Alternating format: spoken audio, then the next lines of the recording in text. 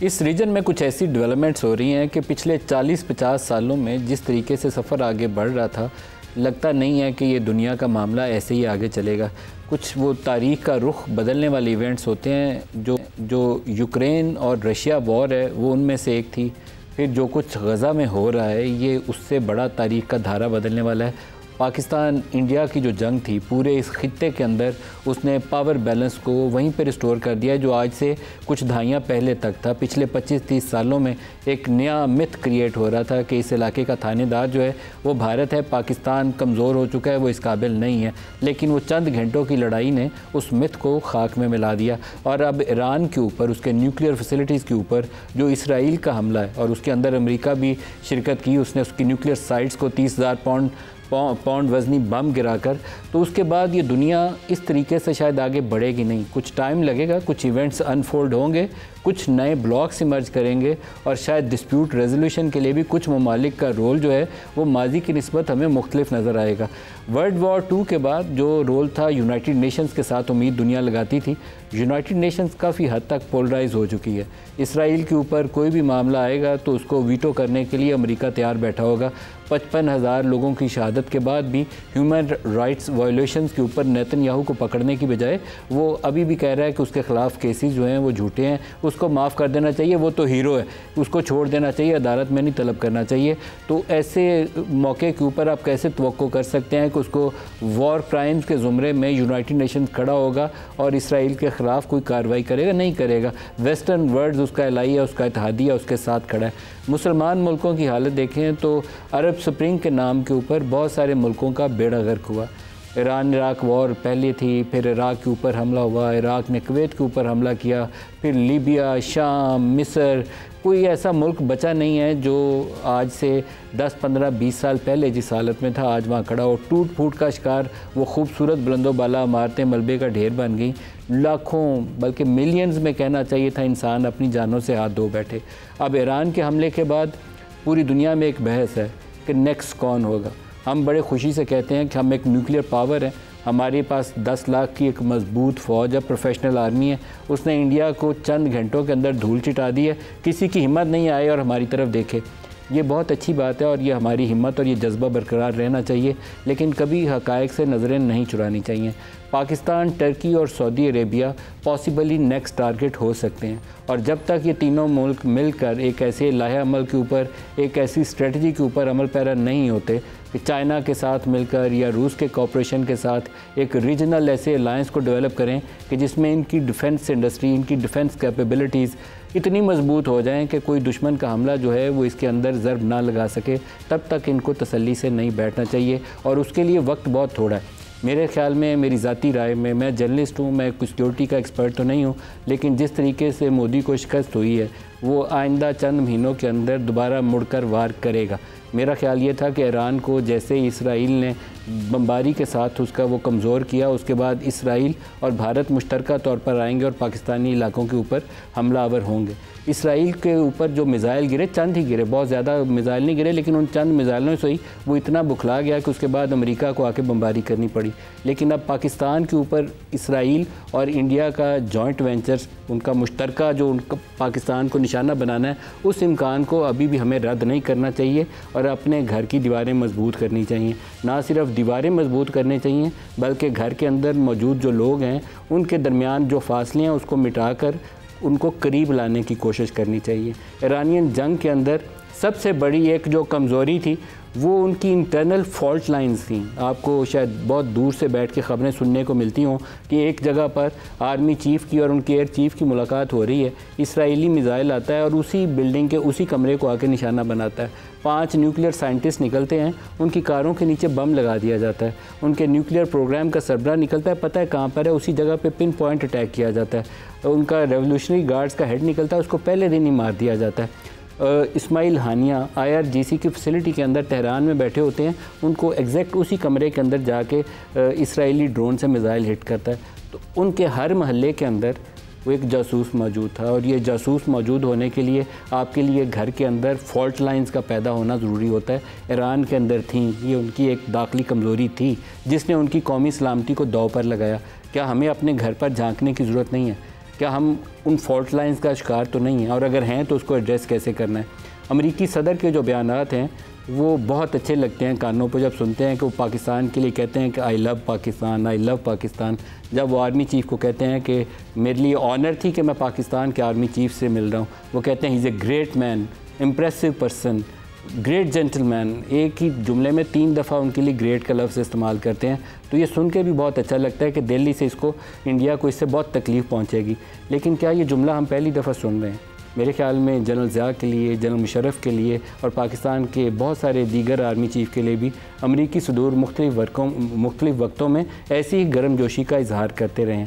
لیکن اس سے قطعاً یہ نہیں سمجھنا چاہیے کہ امریکہ کو پاکستان سے بہت ہی دلی لگاؤ یا خاصی محبت پیدا ہو گئی ہے. عام طور پر جب ان کو اپنے فورن پالیسی گولز کو اچیو کرنا ہوتا ہے تو پاکستان کو وہ سینے سے لگاتے ہیں. وہ کہتے ہیں پاکستان ہمارا میجر نان نیٹو الائی ہے، لیکن جیسے ہی وہ آبجیکٹیوز اچیو ہوتے ہیں تو پاکستان موسٹ سینکشنڈ الائی بن جاتا ہے. تو ہمارے پاس کیا اسٹریٹجی ہونی چاہیے، کیا حکمت عملی ہونی چاہیے، یہ آج کے پروگرام میں ہم اس کے اوپر بات کریں گے. جو ہمارے پاس شرکا ہیں لاہور اسٹوڈیوز میں. میں عام طور پہ اسلام آباد پروگرام کرتا ہوں، تو جب لاہور آتا ہوں تو آغاز کرتے ہوئے میرے منہ سے سب سے پہلے اپنے شہر اسلام آباد کا ذکر آتا ہے. لیکن میرے 2 شہر ہیں، 3 شہر بلکہ کہنا چاہیے. By birth I belong to Sheikhupura, تو میری زندگی لاہور اور شیخوپورہ میں ابتدائی ساری گزری ہے. تو یہ بھی میرا گھر ہے اور اسلام آباد بھی میرا گھر ہے. تو آج کے پروگرام میں میرے ساتھ مہمان شخصیت ہیں سینیٹر ولید اقبال صاحب، پاکستان تحریک انصاف کے رہنما. بہت شکریہ سر، آپ ہمارے ساتھ شامل ہیں. تھینک یو جی. اس کے علاوہ رانا ثناء اللہ خان، وزیر اعظم کے مشیر ہیں سیاسی امور، وہ ہمارے ساتھ ہیں. اور اس کے علاوہ سردار مسعود خان، پاکستان میں آزاد جموں اینڈ کشمیر کے سابق صدر بھی، پاکستان کے سابق سفیر بھی، اور بہت بڑے اینالسٹ بھی جو دنیا کی سیاست کے اوپر، سفارتی محاذ کے اوپر بڑی گہری نظر رکھیں. سب کو خوش آمدید. ولید صاحب، آپ سے پروگرام کا آغاز کروں گا. ایران جنگ کے بعد کیا لیسنز ہیں جو ہمیں سیکھنے چاہیے، جن سے سبق حاصل کرنا چاہیے؟ جی سب سے پہلے تو good to see you, no pun intended. بڑا عرصہ ہو گیا، میں ٹریول بھی کر رہا تھا، آپ کے شو میں بھی نہیں اور اسٹوڈیو میں آپ کے ساتھ نہیں. تو ہیپی ٹو بی ہیئر. اور دوسرا مجھے وہ ایک تصویر یاد آ رہی ہے جو قائد اعظم کی کھینچی ہوئی تھی. درمیان میں وہ کھڑے ہیں اور دونوں سائڈز پہ ایک لیڈی ماؤنٹ بیٹن ہے اور لارڈ ماؤنٹ بیٹن ہے. تو قائد نے اس تصویر کو ایک اپنی طرف سے ایک دیا لقب کہ اے تھورن بٹوین 2 روزز. تو یہ جو آپ نے دوسرے مہمانوں کا تعارف کرایا ہے، رانا صاحب کا اور خان صاحب کا، مجھے لگ رہا ہے کہ میں وہ تھورن بٹوین 2 روزز ہوں. آپ علامہ اقبال کے پوتے ہیں تو آپ کو دل سے لگا کے رکھیں. جی تھینک یو جی. دیکھیں پاکستان کو اس سے کیا سبق سیکھنے چاہیے. ایک تو یہ ہے کہ جلد بازی میں جو جس طرح سے فار ایگزامپل ایک وار مانگر جو ہے اس کو ہم نے نوبیل پیس پرائز کے لیے ریکمینڈ کر دیا اور اس پہ دنیا بھر میں شرمندگی اور جگ ہسائی بھی جو ہے وہ ہوئی. یہ تو ایک چھوٹی سی بات ہے، بٹ جو اصل بڑی بات ہے وہ یہی ہے جو میں سمجھتا ہوں، وہ یہ ہے کہ ہمیں شکریہ ادا کرنا چاہیے ان تمام لوگوں کا جو موسٹلی اب تو اس دنیا میں نہیں ہے، جنہوں نے پاکستان کے نیوکلیئر پروگرام کو جو ہے رکنے نہیں دیا. ڈاکٹر عبدالقدیر سمیت تمام سائنٹسٹ اور وہ تمام لوگ جو اس وقت حکومت میں تھے، فائنانسز انشور کرتے رہے، اس کی سیکورٹی انشور کرتے رہے، سب کو سلام ہے. بالکل جی بالکل. کیونکہ میں بذات خود تو اور نیوکلیئر جو ویسے ایک بطور جو ایٹمی ہتھیاروں کا استعمال ہے اس کا تو ایک ہی مثال دنیا کی تاریخ میں موجود ہے، اور وہ تو کتنے اب تو 70-80 سال کے زیادہ اس کو ہو گئے ہیں یا اس کے قریب ہو رہے ہیں. لیکن مطلب اگر خدا نہ خواستہ کبھی ایسی چیز کو بروئے کار لایا جائے تو جو انسانیت کے لیے، جو اس دنیا کے لیے جو ہے اس کے جو ہے نتائج جو استعمال کرنے کے لیے نہیں ہے، صرف دشمن کو ڈرانے کے لیے. ہاں جی، دشمن کو ڈرانے کے لیے ہیں. لیکن اس کی وجہ سے کوشش تو یہی ہونی چاہیے کہ اس کا بہت زیادہ پھیلاؤ نہ ہو، بہت زیادہ ملک جو ہیں وہ اس کے حامل نہ ہو اس کیپیبلٹی کے. اسی لیے نان پرولیفریشن وغیرہ کی بات ہوتی ہے. لیکن پھر یہ بھی واضح ہو گیا ہے کہ جن ملکوں کو کے وجود کو خطرہ ہے کسی دشمن سے، جس طرح پاکستان کو ہندوستان سے اس دن ہو گیا جب انہوں نے 1974 میں یہ اپنا کیا اقدام نیوکلیئر کیپیبلٹی حاصل کرنے کا. پہلے 74 میں کیا، پھر 98 میں بھی انہوں نے 98 میں کیا. لیکن شروع تو پھر جب اس کے بعد سابق وزیر اعظم مرحوم ذوالفقار علی بھٹو نے پھر یہی کہا تھا کہ گھاس کھا لیں گے ہم لیکن اس کو ہم کیپیبلٹی کو جو ہے اس کا پرسوٹ نہیں چھوڑیں گے. اور پاکستان کو بہت سی سینکشنز بھی لگیں، جو کچھ بھی ہوا، لیکن اس کو نہیں چھوڑا. اور میرے خیال میں یہ جو کارروائی ایران کے خلاف ہوئی اس سے جو میں سمجھ سکا ہوں وہ یہی ہے کہ پہلے وہ جو joint comprehensive plan of action تھا JCPOA، وہ اوباما حکومت نے 2015 میں کیا، P+5 جو ملک تھے وہ سیکورٹی کاؤنسل کے ممبر اور جرمنی، ان کے ساتھ کہ جی اقتصادی پابندیاں ایران سے اٹھا دی جائیں گی اور بشرطے کہ وہ اپنی یورینیم کی انریچمنٹ کو ایک خاص لیول سے اوپر نہ لے جائے. اس کو 2018 میں پریزیڈنٹ ٹرمپ نے جو ہے رد کر دیا. پھر جب وہ دوبارہ اقتدار میں آئے تو اس کی بات شروع کر دی، اور پھر وہ عمان کے اندر میٹنگز رکھنے کا سلسلہ جو ہے وہ شروع ہوا. لیکن ایسا ماحول پھر پیدا کیا اسرائیل اور امریکہ نے مل کے کہ ایران کو نیگوشیٹنگ ٹیبل پہ اس طریقے سے لائیں کہ ان کے کن پٹی پہ پستول رکھی ہو.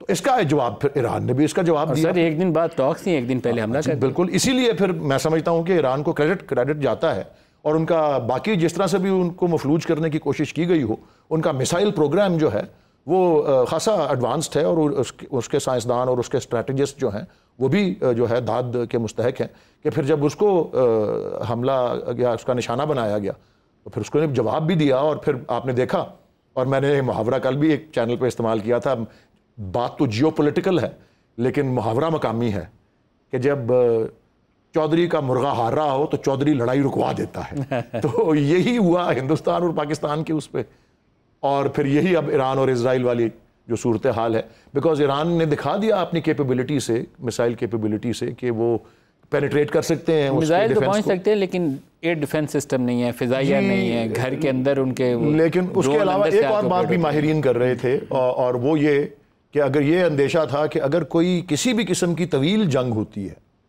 تو اس میں ایران کا اپر ہینڈ ہوگا، طویل جنگ میں ایران کو فائدہ ہوتا ہے، پرووائڈڈ ان کے پاس میزائل اور ہوتے. جی سو رانا صاحب کو بھی بہرحال اس میں یہی ہے کہ